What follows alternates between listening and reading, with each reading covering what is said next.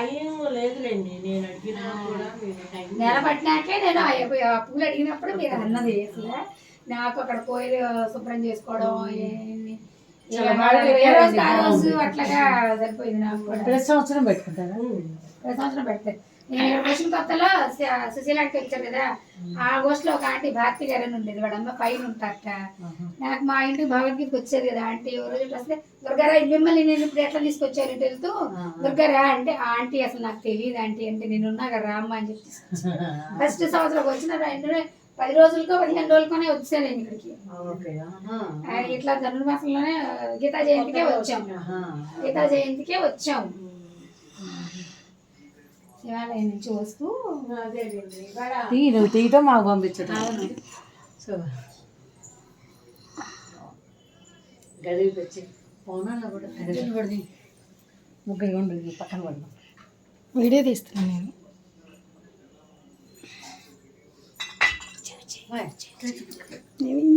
పడిందా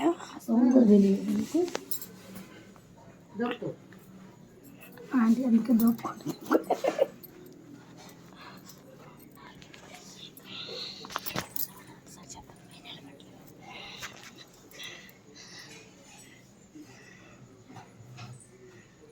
మా గురువు గారు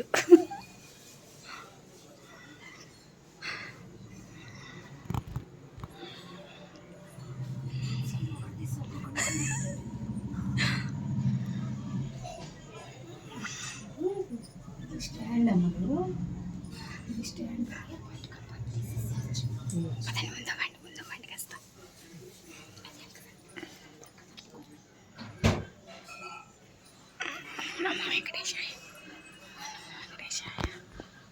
మా అమ్మాయి కూడా చాలా ఇట్లా చేస్తారు పౌనాలు కూడా. నేను పెడతా ఇక్కడ 7 కొండలట్టుందండి ఇవి దసరాకి అట్లా.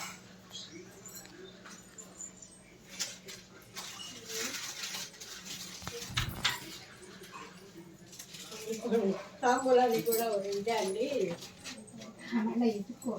అవి ఏ వెతుక్కునేది ఏముందిలే అమ్మ. నేను పొద్దున్న జ్యోతి చెప్పింది నాకు, ఆంటీ పిలిచారంటే అమ్మ రాత్రి వెళ్ళొచ్చానంటే అప్పుడు వెళ్ళారా ఎందుకు మరుసటి రోజు ఉంటుంది కదా అని అంటే, ఏవో నాకేం తెలుసు మళ్ళీ ఆ టైంకి ఇద్దామని అనుకుంటారు.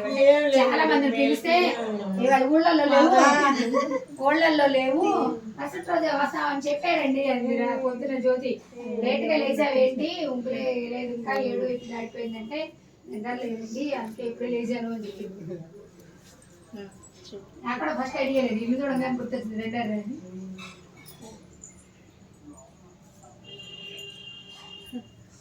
Da.